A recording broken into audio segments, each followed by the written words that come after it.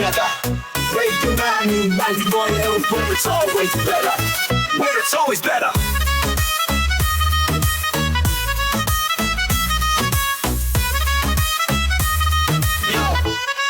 Yo, सुबह का सूरज या शाम का रंग, we bring you joy हर जुबान का धन.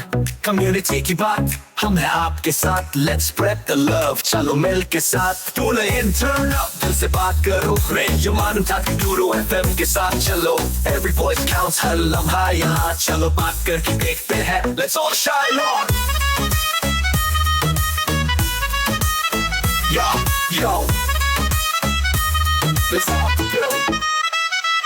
सेहत की बात और dreams to share. Radio Manu 92 FM, we're always there. From unity to joy, we bring the light. Every word, every tune makes everything right. Listen up, it's time to unite. Radio Manu 92 FM, shining bright. Dill se suno, we love and care. चलो बात करके देखते हैं, let's take it there.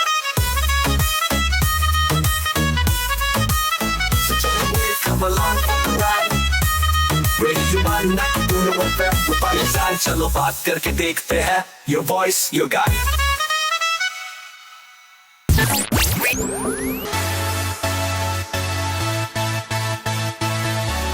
आप सुन रहे हैं radio मानो 90.0 FM. चलो बात करके देखते हैं.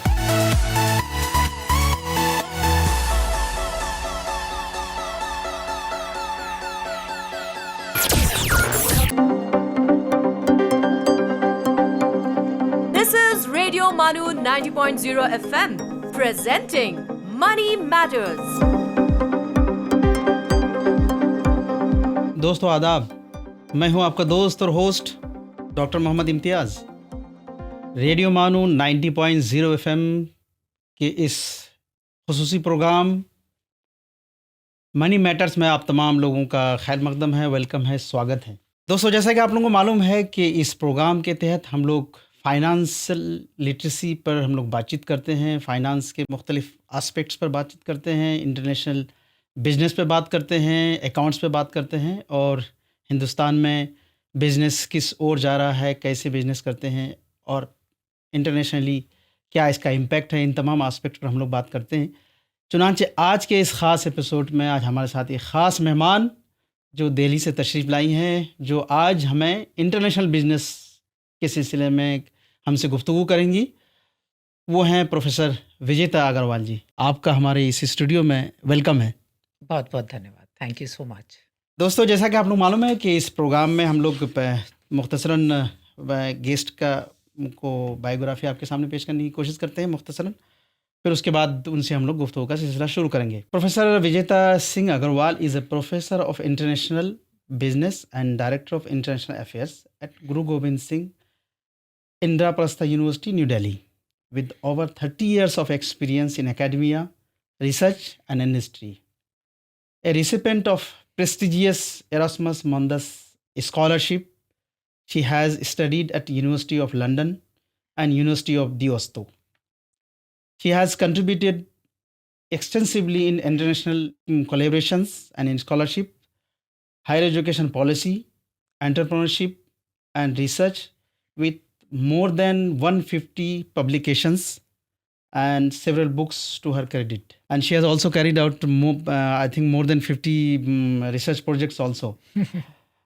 Professor Agarwal has represented Indian academia at various global forums and has received numerous honors and awards, including the Inspiring Indian Woman Award and the Dr. Sarvapalli Radhakrishnan Teachers Excellence Award. So once again welcome you this studio and फिर हम लोग कुछ के सिलसिला शुरू करते हैं. जैसा कि मैंने कहा कि आज हम लोग आपसे इंटरनेशनल बिजनेस के सिलसिले में बातचीत करेंगे जी. तो सबसे पहले तो आप हमें बताइए कि इंटरनेशनल बिजनेस क्या चीज़ है और इसका इम्पोर्टेंस क्या है. देखिए, जब हम बात करते हैं इंटरनेशनल बिजनेस की जी, तो ज़िंदगी का कोई भी पहलू इस इंटरनेशनल बिजनेस से अछूता नहीं है. अभी हम यहाँ बैठे हैं और ये कैमरे हैं, माइक है, इनमें से कितने ही कंपोनेंट्स चाइना से आए होंगे, कुछ वियतनाम में असेंबल हुए होंगे, कुछ यहाँ पे बने होंगे। तो ये जब हम आज के दौर में हम ग्लोबल सप्लाई चेन्स की बात कर रहे हैं, ग्लोबल पार्टनरशिप्स की बात कर रहे हैं, ये सभी इंटरनेशनल बिजनेस के दायरे में आता है। अच्छा, अब देखिए, जब हम बात करते हैं कि ये डे टू डे लाइफ में कैसे इम्पैक्ट करता है, तो डे टू डे लाइफ में ऐसा आप यहाँ से निकलेंगे, आप अपनी गाड़ी में बैठेंगे, आम तौर से सारी भारतीय गाड़ियां जो है मोर देन 40 देशों के कंपोनेंट से बने हुए हैं। जी, अब आप ये देख लीजिए, आप थोड़े दूर और जाएंगे, कोई शायद पिक्चर देखने जाएं या घर पे जाएं तो नेटफ्लिक्स देखें, अब वो भी एक इंटरनेशनल बिजनेस का है। तो कहने का मतलब है कि आपका कोई भी पहलू इससे अछूता नहीं है। अब आप ये देखिए कि वाई इंटरनेशनल बिजनेस, बच्चे क्यों इंटरनेशनल बिजनेस पढ़ें? तो देखिए, इसमें सबसे पहले तो ये है कि जैसा कि अभी हमने बात किया कि हर पहलू में इंटरनेशनल बिजनेस है। ग्लोबलाइजेशन इतना ज्यादा, मतलब जब आपकी लोकल इकोनॉमी ग्लोबल इकोनॉमी से इंटीग्रेट हो जाती है तो ग्लोबलाइजेशन हो जाता है। जी, तो अब बच्चों के लिए यहाँ पे सबसे बड़ी बात तो है कि ये जॉब अपॉर्चुनिटीज बहुत क्रिएट कर रहे हैं। अगर बच्चे इंटरनेशनल बिजनेस पढ़ें तो जॉब अपॉर्चुनिटीज बहुत क्रिएट हो रही हैं। अब जैसे आपकी ये यूनिवर्सिटी है, हाईटेक सिटी में है, आसपास देखिए बीपीओ कितने ज्यादा हैं, कितने आपके जॉब्स क्रिएट हो रहे हैं, कितने विदेशी कंपनीज के ऑफिसेज हैं यहाँ पे। हमारी यूनिवर्सिटी का जो लोकेशन है सबसे ज्यादा एडवांटेज इसका है। बहुत ज्यादा है, बहुत ज्यादा है जी। तो जब आप इंटरनेशनल बिजनेस पढ़ते हैं तो उसमें कई सारे हम पर्चे ऐसे पढ़ाते हैं जिसमें कि आपको इंटरकल्चरल स्किल्स के बारे में हम विस्तार में बताते हैं। इंटरनेशनल स्किल्स के में इंटरपर्सनल स्किल्स, इंटरकल्चरल सेंसिटिविटी के बारे में बताते हैं। तो ये एक बच्चा जो है जब वो बाहर जाता है, इंडस्ट्री में जाता है, तो उसके लिए एक बहुत ही अच्छा एक आप प्लेटफॉर्म तैयार करके देते हैं ताकि वो सफल रहे अपने जॉब में। दूसरा क्या है कि इससे जब आप इंटरनेशनल बिजनेस पढ़ाते हैं तो आप एंटरप्रेन्योरशिप को बहुत बढ़ावा देते हैं। आप कौन से देश में किस चीज़ की ज़रूरत है, किस तरीके से आप वहाँ पे अपना सामान खरीद फरोख्त कर सकते हैं, ये सब बातें बच्चे को प्राइमरी स्टेज से ही उसके दिमाग में आनी शुरू हो जाती हैं। तो ये एक एंटरप्रेन्योरशिप को बहुत ज़्यादा। और तीसरा जो मुझे लगता है कि बहुत ज़रूरी है वो ये है कि आप एक उसको होलिस्टिक नज़रिया देते हैं, एक उसको ग्लोबलाइज वर्ल्ड में सरवाइव करने के मैकेनिज्म्स देते हैं जी। तो ये 2-3 पहलू हैं जिनकी वजह से मुझे लगता है कि इंटरनेशनल बिजनेस पढ़ना जी बहुत ज़रूरी है। इसका इम्पोर्टेंस पर बात की हम लोगों ने जी। अब हम लोग थोड़ी सी बात कर लें कि ये आपने थोड़े से तो बताया कि हमारी जो डे टू डे लाइफ में वो इफेक्ट तो करता है, लेकिन थोड़ा हमें विस्तार से बताएं कि ये हमारे डे टू डे लाइफ में कितना इफेक्ट करता है और कहाँ तक, किस हद तक है। देखिए, आज की तारीख में मैं तो महिला हूँ जी, तो सोना खरीदते बेचते रहते हैं। तो अभी मैंने कुछ खरीदना था जी। तो मैंने अपने ज्वेलर से बोला, तो मैंने कहा कि अब सोना आगे बढ़ेगा, तो आप उसका जवाब सुनिए कि ये तो ट्रम्प की मर्जी है। तो आप ये देखिए कि अगर एक भारतीय महिला को सोना खरीदने के लिए ट्रम्प की पॉलिसीज की तरफ देखना पड़ेगा, तो आप देखिए कि कितना ग्लोबल इंटीग्रेशन है। बिल्कुल बिल्कुल। तो हर चीज में आप देखिए कि अभी जब ये जो हालात हो रहे हैं जी जो वॉर है जी। तो मैं जब भी क्लास में भी पढ़ाती हूँ तो मैं उसको डे टू डे एग्जाम्पल से करना चाहती हूँ जी।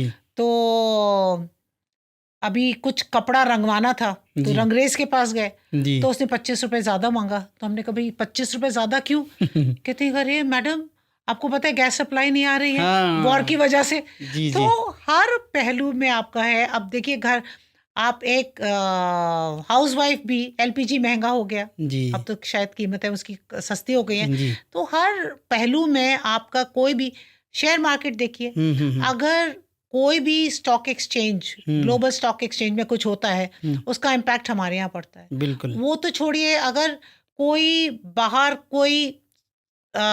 कोई मसला होता है किसी प्रकार के, जैसे यूक्रेन वॉर है उसका इम्पैक्ट पड़ा, अभी अमेरिका की जो पॉलिसीज है उसका इम्पैक्ट पड़ रहा है, इजराइल का, सबका इम्पैक्ट पड़ता है। तो अब आज का दौर ये है कि हमारी जो लोकल इकोनॉमी है वो इतनी इंटीग्रेट हो चुकी है कि कहीं पूरे विश्व में कहीं भी कुछ होता है उसका इम्पैक्ट आपके ऊपर बिल्कुल पड़ेगा ही पड़ता है। पड़ेगा। तो गोया कि ये इंटरनेशनल बिजनेस ये डेली टू डे लाइफ के हमारे प्लेट से लेकर के हमारे जो एनवायरनमेंट है सब में बिल्कुल। अब इफेक्टिव ये होता है। देखिए बिल्कुल अब आपको SDG से का पालन करना पड़ रहा है। जी जी आप उससे पहले आपको मिलेनियम डेवलपमेंट गोल्स का करना पड़ रहा था। जी इससे आपकी जिस तरह की मशीनरी बन रही है, जिस तरह के कार्बन एमिशंस हो रहे हैं, वो भी आपको एक ग्लोबल फ्रेमवर्क में रख के आपको अपने नॉर्म सेट करने पड़ रहे हैं। जी तो मैन्युफैक्चरिंग से लेके सर्विसेज स्टैंडर्ड्स आपके इंटरनेशनल गवर्न होते हैं। जी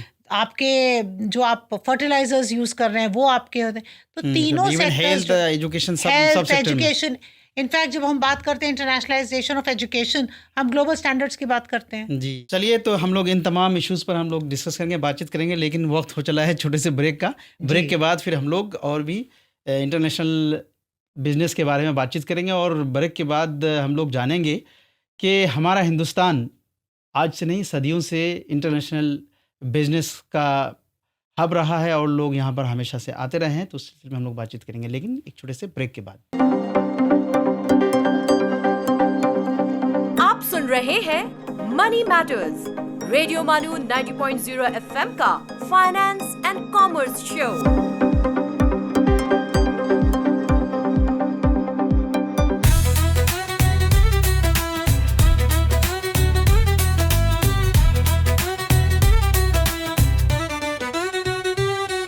You are listening to Radio Manu, a community radio station. So join the wave, come along for the ride. Radio Manu 90.0 FM, we're by your side. चलो बात करके देखते हैं. Your voice, your guide.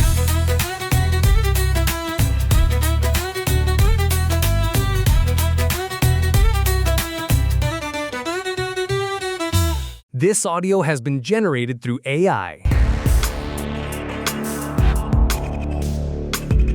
Let's listen to History's Mysteries.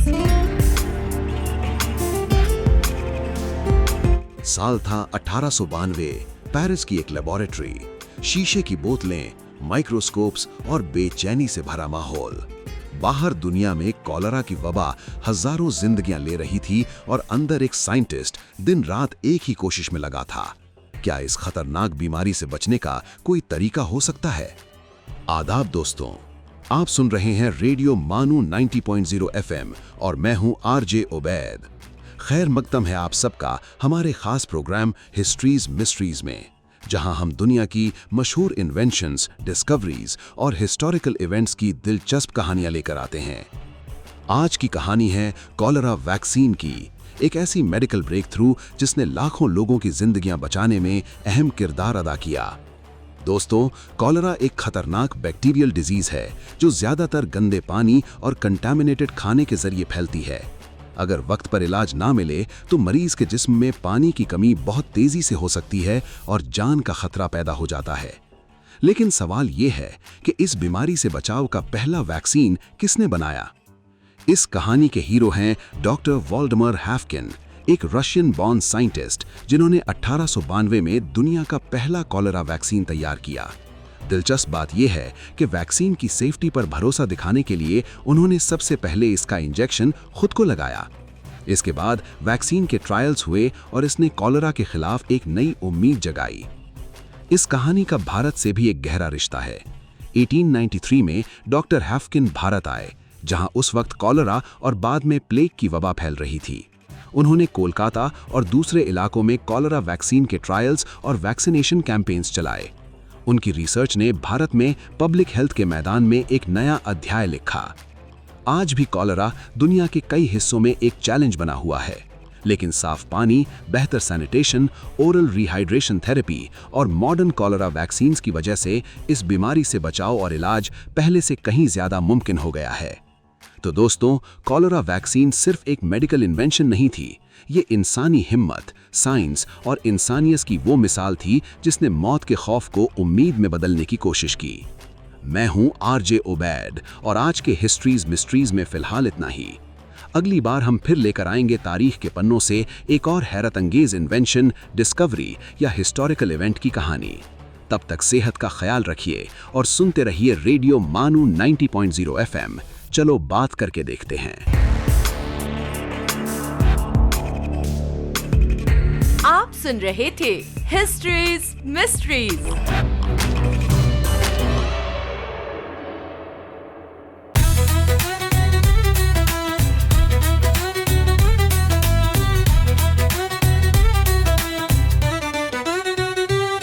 For sales, marketing and brand promotions, write to us on Radio Manu at manu.edu.in.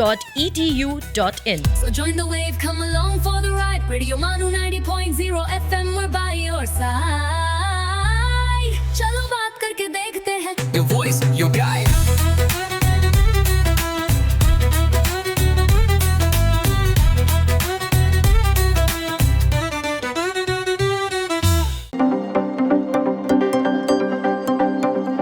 आप सुन रहे हैं money matters, radio मानू 90.0 FM का फाइनेंस एंड कॉमर्स शो।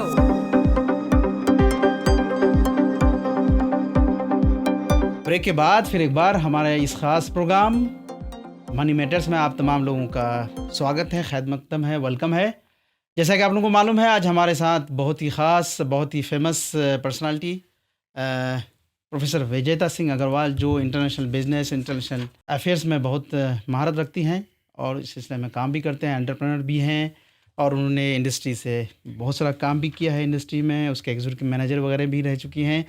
तो उनसे हम लोग जानेंगे। लेकिन मैडम, पहले हम लोग ये जानने की कोशिश करते हैं आपसे, ब्रेक से पहले हम लोग इसके इम्पोर्टेंस पर और डे टू डे लाइफ में हम इंटरनेशनल बिजनेस कैसे इफेक्ट करता है उसके बारे में जाने हम लोग। अब हम लोग ये जानना चाहेंगे कि स्पेशली हमारा हिंदुस्तान इंटरनेशनल बिजनेस के पॉइंट ऑफ व्यू से कितना अहम रहा है और इसकी इम्पोर्टेंस कैसी रही है, ज्योग्राफिकली बोलना चाहें तो। जी, अच्छा देखिए, हम लोग हिंदुस्तान को एक जुमले से वो करते हैं, सोने की चिड़िया। सोने की चिड़िया, जी जी जी। तो क्या आपको पता है कि सोने की चिड़िया का नाम किसने दिया था? नहीं, ये तो मुझे नहीं मालूम है। तो ये जब इंटरनेशनल बिजनेस, हमारा रोम से बहुत बिजनेस होता था और वहाँ से हमारा जो आप कहें कि रोम का ट्रेड डेफिसिट था। अच्छा। हम ज़्यादा एक्सपोर्ट करते थे और कम इंपोर्ट करते थे। ओहो। तो वहाँ से हमारे सामान के बदले में सोना आता था। तो रोमन असेंबली में, जो आजकल की पार्लियामेंट समझिए, वहां पर बोला था कि इंडिया एक ऐसी चिड़िया है जो वहां हमारे सारे सोने के दाने चुन चुन के लेके जा रही है। तब से ये बात सोने की चिड़िया है। चिड़िया वाली, वाह वाह। तो मैं आपको ले चलती हूँ BC में जी। वहां पे हमारा बहुत, ये आज की बात नहीं है जो हम इंटरनेशनल बिजनेस की बात करते हैं। जी जी। एक मुजारिस पेपरस करके इजिप्ट में कुछ दिन पहले मिला था। ये आई थिंक 2nd BC के पेपर्स है। अच्छा। और वो पेपर क्या है, बहुत इंटरेस्टिंगली एक शिप की इनवॉइस है। अच्छा। कि जो शिप लोड इंडिया से गया था उसमें क्या क्या था। तो आप देखिए क्या, और उनका बहुत तरतीब से उन्होंने क्या था और उसका क्या कीमत थी उस समय, वो पूरा लिखा हुआ है। अच्छा अच्छा। तो सबसे ज्यादा हमने क्या भेजा, हमने आइवरी भेजी, हमने पेपर भेजा, हमने सिल्क भेजा, हमने ये हैंडीक्राफ्ट के सामान भेजे। और आपको आश्चर्य होगा हमने लिया क्या उनसे। देखिए हमने क्या लिया, अब उससे आपको अंदाजा पड़ेगा कि कितनी लग्जूरियस लाइफ हम लोग करते थे। अच्छा अच्छा, वो उस वक्त की बात है, उस वक्त की बात है जी। तो हमने ऑब्वियसली हमारे पास क्या क्या आया, हमने वाइन ली, देखिए हमने एंटरटेनर्स लिए, स्लेव्स लिए, और जो बाकी था अब कुछ ग्लासवेयर्स लिए। हम अभी भी, अगर आप ये पौंडीचेरी के पास जो पोर्ट है उसके जो म्यूजियम है, तो आप देखेंगे कि हम बहुत सारा वाइन और ग्लासवेयर लेते थे। और एक बहुत इंटरेस्टिंग है कि हम स्लेव्स लेते थे और एंटरटेनर्स लेते थे। अच्छा, वहां से। तो इसका मतलब है कि हमारा हिंदुस्तान उस वक्त अच्छा खासा सफिशिएंटली हमारे पास समाया मौजूद था। हाँ, समाया मौजूद, इसलिए हम तो एंटरटेन और इस तरह के सामान मंगाते थे। जी जी, लग्जूरियस सामान मंगाते थे जी। देखिए, हम कहते हैं कि वास्को डी गामा ने आपका इंडिया का ट्रेड रूट डिस्कवर किया। ये बात काफ़ी लोगों को नहीं पता होगी कि एक मारवाड़ी मर्चेंट था, उसका अफ्रीका में बहुत ज़्यादा ट्रेड था। अच्छा। तो वो अफ्रीका के कोस्ट पे और और ये बात जब मैं पोर्चुगल में थी, अच्छा, तो वहाँ की एक म्यूजियम में मैंने इस तरह का वाकया पढ़ा था। जी जी। तो वो इस तरह से एक्सप्लेन कर रहे हैं कि वो पोर्चुगल में कन्हैया जो थे वो एक कोई चारपाई वगैरह टाइप पे लेटे हुए थे, और ये वास्को डी गामा आए और उन्होंने कन्हैया से कहा कि क्या आप हमको लेके जा सकते हैं हिंदुस्तान तक, can you guide? And Kanhaiya के 4 शिप्स, अच्छा, they kind of escorted Vasco D gamma two this. अब ये हमारी बहुत बदकिस्मती रही है कि हम डॉक्यूमेंटेशन में बहुत कच्चे रहे, हमने डॉक्यूमेंट नहीं किया, और उसके बाद कॉलोनाइजेशन हो गया जी। और कॉलोनाइजेशन में तो यहाँ तक बात हुई कि ईस्ट का सारा wisdom can be relegated to one shelf, a good English library.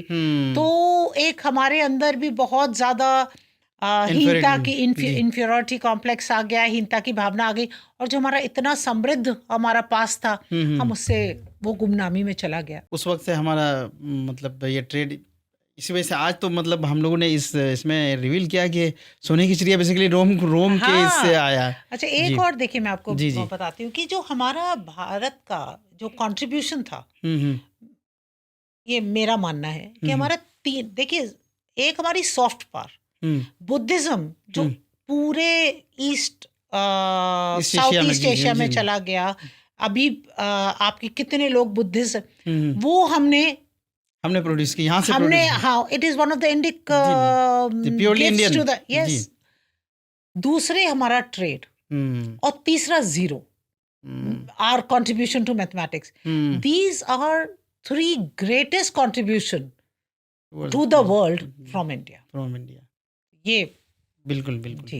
तो ये हमारा उस वक्त से लेके अब तक, अभी रिसेंटली जो हम अगर बोलना चाहें कि हमारा हिंदुस्तान इस वक्त वर्ल्ड ट्रेड में किस पोजीशन पे है और कितना हम अच्छा कर रहे हैं, including all aspects, software and hardware, जो कुछ भी है। तो अनफॉर्चुनेटली हमको जितना अच्छा करना चाहिए उतना नहीं कर रहे हैं। सॉफ्टवेयर में तो हम बहुत अच्छा कर रहे हैं, मोस्ट ऑफ दी लेकिन बड़े जो गूगल के और भी जो अमेज़न के इस तरह के इस फील्ड में एक कॉन्सेप्ट होता है जी, वैल्यू चेन जी। तो वैल्यू चेन में जैसे इजराइल है, वो प्रोडक्ट पे पहुंच गया है, हम लोग अभी भी बहुत नीचे हैं। हमारा जैसे अब आप यहाँ पर भी BPO में हम कर रहे हैं, लेकिन जो प्रोडक्ट स्पेशलाइजेशन या जो प्रोडक्ट बनाने की बात है, वहाँ पर हम नहीं हैं। आज सवेरे ही मेरे एक प्रोफेसर से बात हो रही थी, तो उन्होंने एक बहुत अच्छी बात कही, XVC हैं बॉम्बे के, तो उन्होंने एक बहुत अच्छी बात कही। उन्होंने कहा कि जब हम AI की बात करते हैं, AI में भी हमने बस जो है, अगर अभी हमने अपने आप को रिवैम्प नहीं किया, तो AI की बस भी शायद हम मिस कर जाएंगे। क्यों? तो हमारे को बहुत ज़रूरी है कि हम यूनिवर्सिटीज़ में, टीचिंग इंस्टीट्यूशंस में बच्चों को थिंकिंग इंडिविजुअल्स बनाएं। बच्चों को, जैसे अभी न्यू एजुकेशन पॉलिसी पे तो इस पे बहुत ज़्यादा काम हो रहा है कि बच्चों को क्रिटिकली थिंक करने के लिए, बच्चों के हाथ में सामान बनाने के लिए, मतलब ये ना हो कि हम सिर्फ रोट लर्निंग में रह जाएं, but we should expand the mind of our students so that they are able to be the forerunners in the globalised world. चलिए, इन तमाम एस्पेक्ट्स पर तो हम लोग गुफ्तगू करेंगे। मुझे उम्मीद है कि हमारे जो सुनने वाले हैं, देखने वाले हैं, उन लोगों को इंटरनेशनल बिजनेस पे इंटरेस्ट आ रहा होगा और लोग समझने की कोशिश भी कर रहे होंगे। लेकिन गुफ्तगू का सिलसिला जारी रखेंगे। थोड़े से ब्रेक ले लेते हैं, ब्रेक के बाद फिर हम लोग गुफ्तगू करेंगे। अब लेते हैं एक छोटा सा ब्रेक। ब्रेक के बाद फिर हम लोग मनी मैटर्स पर भी गुफ्तगू का सिलसिला जारी रखेंगे, लेकिन लेते हैं एक छोटा सा break. You are listening to Money Matters, Radio Manu 90.0 FM's Finance and Commerce Show.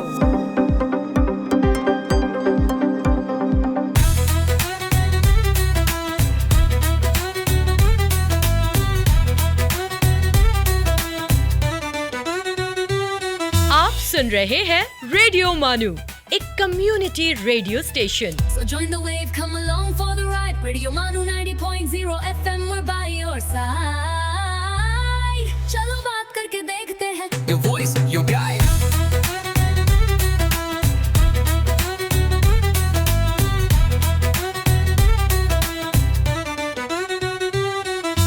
This audio has been generated through AI.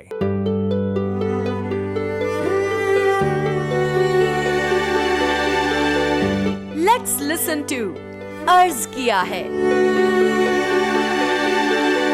आदाब दोस्तों, आप सुन रहे हैं अर्ज किया है रेडियो मानू 90.0 FM पर। आइए आज मुलाकात करते हैं उर्दू अदब के कदीम शायर फिदवी लाहौरी से।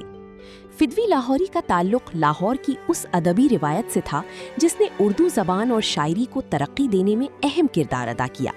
उनका दौर उर्दू अदब की इर्तिका का दौर था, जब रेख्ता अपनी पहचान बना रहा था और गज़ल एक मकबूल सिन्फ़े सुखन के तौर पर उभर रही थी।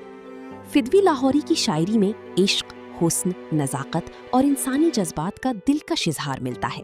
उनका अंदाज़े बयां सादा मगर पुरअसर था।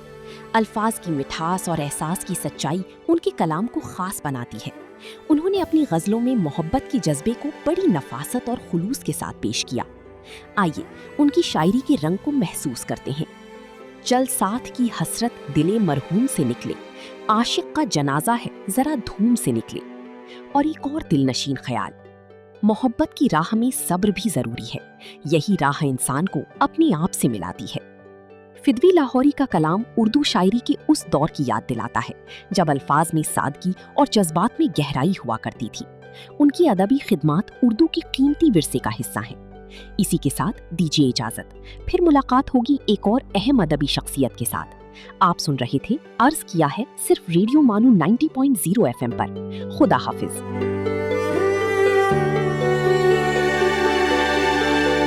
आप सुन रहे थे अर्ज किया है।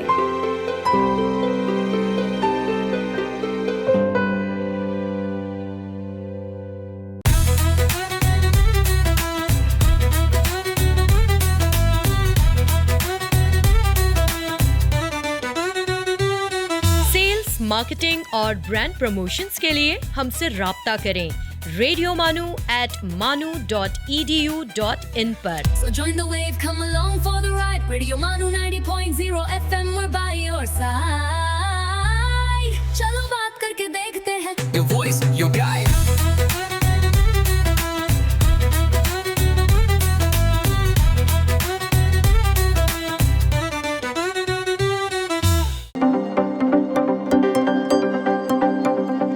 You are listening to Money Matters, Radio Manu 90.0 FM's Finance and Commerce Show. Break के बाद फिर एक बार हम आपका हमारे इस प्रोग्राम मनी मैटर्स में स्वागत है, वेलकम है, खैर मकदम है। जैसा कि आप लोगों को मालूम है कि आज हमारे स्टूडियो में बहुत ही ख़ास मेहमान प्रोफेसर विजेता अग्रवाल जी हैं, जो इंटरनेशनल बिजनेस, इंटरनेशनल अफेयर्स में बहुत ही महारत रखती हैं। उनसे ब्रेक में जाने से पहले हमने उनसे बहुत सारी बातें की, तो मुझे उम्मीद है कि आप लोगों ने सुनी और आप लोग को अगर प्रोग्राम अच्छा लगे तो आप अपनी राय का इजहार ज़रूर करेंगे। लास्ट में हम लोग चूँकि हमारे मुल्क में जो NEP 2020 की बात हुई और बहुत ही ज़ोर शोर से हम लोग उसको इम्प्लीमेंट करने की बातचीत कर रहे हैं, उसमें जो है इंटरनेशनल स्टैंडर्ड को मैच करने की बात कही जा रही है जी, चाहे थ्रू सोशल साइंस में हो, साइंस में हो, या जिस एजुकेशन के जिस फील्ड में भी हो। तो हमको और हम यूनिवर्सिटी सिस्टम में या स्कूल सिस्टम में उस स्टैंडर्ड को पाने के लिए, उसके साथ मैच करने के लिए हम लोग को क्या करना चाहिए? देखिए, NEP में इंटरनेशनलाइजेशन ऑफ हायर एजुकेशन जो है वो एक थ्रस्ट एरिया है, it's one of the thrust areas. Okay. और बहुत उन्होंने बहुत आप कहें एक फ्रेमवर्क बताया है जी, और जो काफ़ी हद तक यूनिवर्सिटीज़ लागू करने की कोशिश भी कर रही हैं।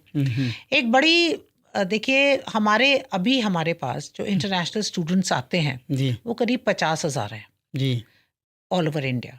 और हमारा ये भारत सरकार का एक एम है, टारगेट है कि बाय 2047 हमारे 5 लाख हों। 5 लाख। तो देखिए, जब हम इंटरनेशनलाइजेशन ऑफ हायर एजुकेशन की बात करते हैं तो सबसे ज़्यादा इम्पोर्टेंट है मोबिलिटी, और मोबिलिटी किसकी? स्टूडेंट्स की, फैकल्टी की।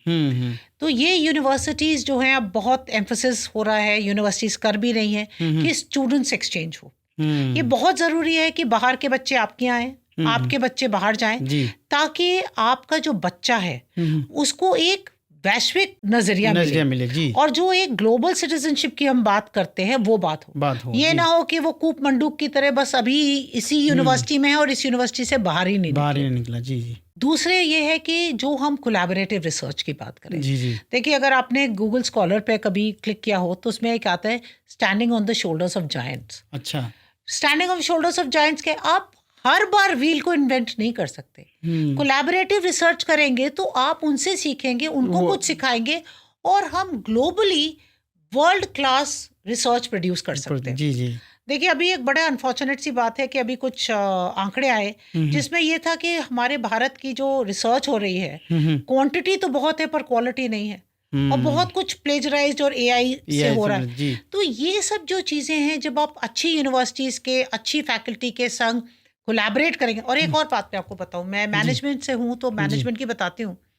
जैसे ऑस्ट्रेलिया है, मैनेजमेंट में हम क्वांटिटेटिव रिसर्च करते हैं। अच्छा। वहां पर क्वांटिटेटिव रिसर्च के लिए उनको राइट नंबर ऑफ रिस्पोंडेंट्स नहीं मिलते, तो कितनी ही रिसर्च वो कोलैबोरेटिव करना चाहते हैं ताकि उनको डेटा यहाँ से मिल जाए। ओह। तो इस तरीके की कोलैबोरेटिव रिसर्च कर सकते हैं। कॉन्फ्रेंसेस करनी चाहिए, जो कि बहुत यूनिवर्सिटीज, आपके यहाँ भी बहुत इंटरनेशनल कॉन्फ्रेंसेस होती रहती हैं। फिर और एक क्या है कि आपको जब भी आप इस तरीके का करें, आपको कोर्सेज करने चाहिए। आजकल तो ऑनलाइन का है जी। जैसे मैं डायरेक्टर इंटरनेशनल अफेयर्स थी तब, तो मैंने अपनी यूनिवर्सिटी में एक बहुत अच्छा कोर्स किया था। This was for aimed at diplomats. Okay. तो और इसके अब आप विश्वास करिए कि ये वाला जो था, वो कोर्स जो था, this course any diplomat all over the world could take it. And this was taught by diplomats, ex-diplomats, or very eminent professors were teaching this. तो हमारे जो कैचमेंट एरिया था वो सबसे ज्यादा अफ्रीकन कंट्रीज के लोग थे। तो ग्लोबल डिप्लोमेसी पे था हमारा। ये जो था ऑस्ट्रिया का एक बहुत बढ़िया कोर्स है, उसके ऊपर हमने बनाया था, और हमारा बहुत lot of takers for this. तो इस तरीके के आप बाहर चाहें, अपने माइक्रो क्रेडेंशियल्स फ्लोट करें, इस तरह के कोर्सेज फ्लोट करें, उनसे सीखें, अपना उनको दें, और इसी तरीके से आप इंटरनेशनलाइजेशन ट्रू सेंस में कर सकते हैं। मैडम, चूंकि हम लोग भी यूनिवर्सिटी सेटअप में हैं, तो एक क्वेश्चन मैं आपसे और जानना चाहूँगा कि अगर कोई यूनिवर्सिटी ग्लोबली स्टूडेंट के साथ एक्सचेंज करना चाहे या वहाँ के स्टूडेंट को यहाँ पे बुलाना चाहें, तो उस पर जो मेजर्स हैं वो क्या ले सकते हैं, कैसे कर सकते हैं? क्योंकि आप खुद इंटरनेशनल स्कॉलरशिप के ज़रिए से, यूरोपियन स्कॉलरशिप के ज़रिए से आपने लंदन में पढ़ाई की है। आप स्टूडेंट एक्सचेंज की बात कर रहे हैं? स्टूडेंट एक्सचेंज, और भी अगर रिसर्च में या दूसरे किसी फील्ड में भी अगर यूनिवर्सिटी स्टेप लेना चाहे तो कैसे कोलैबोरेट कर सकते हैं? देखिए, आजकल जी भारत के प्रति लोगों की इतनी ज़्यादा उत्सुकता और इतना ज़्यादा पॉजिटिव रिस्पॉन्स है कि हमारे पास तो हर महीने कम से कम 5-7 प्रपोजल्स आते हैं that they want to collaborate. अच्छा। लेकिन इसमें एक बात बहुत मद्देनज़र रखने ज़रूरी है जी, कि उसमें से 70% जो प्रपोजल्स आते हैं, they are just trying to catch your students for their university. तो जैसे कि अब आप जानते ही हैं कि ऑस्ट्रेलियन यूनिवर्सिटीज जो हैं वो इंडियन स्टूडेंट्स उनके यहाँ बहुत ज्यादा जी। अमेरिकन, कैनेडियन यूनिवर्सिटीज, तो one has to be very careful in choosing your university. And secondly, आप सबसे बड़ी बात क्या है कि जब आप इस तरह का कोलैबोरेशन करें तो इक्वल फुटिंग पे करें। कई बार क्या होता है कि हमारे अंदर ये कॉलोनाइज्ड माइंडसेट इतना ज्यादा हो गया है कि हम बिछ जाते हैं बिल्कुल उनके सामने। तो इक्वल फुटिंग पे करें। अगर बच्चा 2 सेमेस्टर यहाँ कर रहा है तो 2 सेमेस्टर वहाँ पे करें जी। अगर हमारे यहाँ पढ़ेगा बच्चा तो हमारी फीस देगा, उनके यहाँ पढ़ेगा तो उनकी फीस देगा। तो इस तरीके के अगर करें तो आपको बहुत इजी हो गया है। अब तो हमारे यहाँ भी एकेडमिक बैंक ऑफ क्रेडिट का सिस्टम है, क्रेडिट ट्रांसफर का सिस्टम है। तो अगर आप थोड़ा सा प्रोएक्टिव रहें और डुअल डिग्री की तरफ अगर आप जाएं तो, या ट्विनिंग अरेंजमेंट्स की तरफ आप जाएं तो ये सब चीज़ें बड़ी आसानी से हो जाती हैं, कोई बहुत मुश्किलात नहीं है। और एक और बात है, इसमें आपको जान के आश्चर्य होगा कि प्राइवेट यूनिवर्सिटीज इसमें बहुत ज़्यादा पहल ले रही है। शायद तो इसलिए कि वो उनके ऊपर बंदिशें और रेगुलेटरी फ्रेमवर्क ज़्यादा नहीं होता। तो ज़्यादातर हम देख रहे हैं कि जितने भी कोलैबोरेशंस डुअल डिग्री के हो रहे हैं वो प्राइवेट यूनिवर्सिटीज कर रही हैं। पर सरकारी यूनिवर्सिटीज भी हैं। IIT मद्रास ने काफ़ी कुछ बहुत अच्छे कार्यक्रम किए। हमारी यूनिवर्सिटी ने भी एक डुअल डिग्री प्रोग्राम किया है और एक अभी हम करने जा रहे हैं कनाडा के साथ। सो बहुत मुश्किलात नहीं है, पर कर सकते हैं। तो उम्मीद करते हैं कि हमारी यूनिवर्सिटी जो मानू है वो भी ऐसे इंटरनेशनल अफेयर्स में इंटरनेशनल जो कोलैबोरेशन है दूसरी यूनिवर्सिटी के साथ वो भी हम लोग करेंगे और फ्यूचर में। तो आपका बहुत बहुत शुक्रिया। आपका वी आर वेरी ग्रेटफुल आपने मुझे बुलाया, मुझे बड़ा अच्छा लगा आपसे बात करके। नहीं, हम लोग को भी बहुत अच्छा लगा। और हम लोग तो ये जो मनी मैटर्स का जो शो है इसमें उम्मीद करते हैं कि इस तरह के गेस्ट आ जाएंगे आपकी तरह, तो फिर ये हमारा शो बहुत हिट हो जाएगा और लोग इसको सुनते रहेंगे। मेरी शायद ये दूसरी दफ़ा है यहाँ मानू में आने का, पर आपका कैंपस तो बहुत वाइब्रेंट है और आपके जो सरपरस्त वाइस चांसलर साहब हैं वो भी बहुत ओपन। आप लोग अगर कोई प्रपोजल लेके जाएं तो मुझे तो लगता है कि नहीं, वो मना नहीं करते हैं। मना तो दूर की बात है, वो तो आपको आगे बढ़ के करवाएंगे। बिल्कुल। तो बहुत बहुत धन्यवाद आपका, बहुत बहुत शुक्रिया एंड बहुत अच्छा लगा आपसे बातचीत करके। तो दोस्तों, ये थी प्रोफेसर विजेता अग्रवाल सिंह जी जिन्होंने इंटरनेशनल बिजनेस, इंटरनेशनल अफेयर्स और खुद यूनिवर्सिटी सिस्टम में इंटरनेशनल स्टडीज़ और उसके कोलैबोरेशंस पर कैसे कैसे क्या क्या स्टेप्स होने चाहिए, इन तमाम एस्पेक्ट्स पर उन्होंने बेहतरीन बात की। अगर आपको ये प्रोग्राम अच्छा लगे तो आप मुझे अपनी राय radiomanu@manu.edu पर भेज सकते हैं। आपकी राय का हमें इंतज़ार रहेगा। तब तक के लिए आप मुझे यानी इम्तियाज़ को और हमारे प्रोफेसर आज के मेहमान डॉक्टर विजेता अग्रवाल जी को दीजिए इजाज़त। आदाब।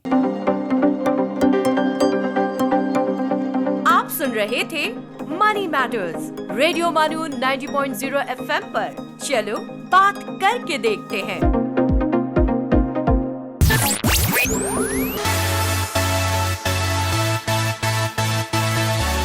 दिस इज रेडियो मानू 90.0 FM। चलो बात करके देखते हैं। Stay tuned to Radio Manu 90.0 FM.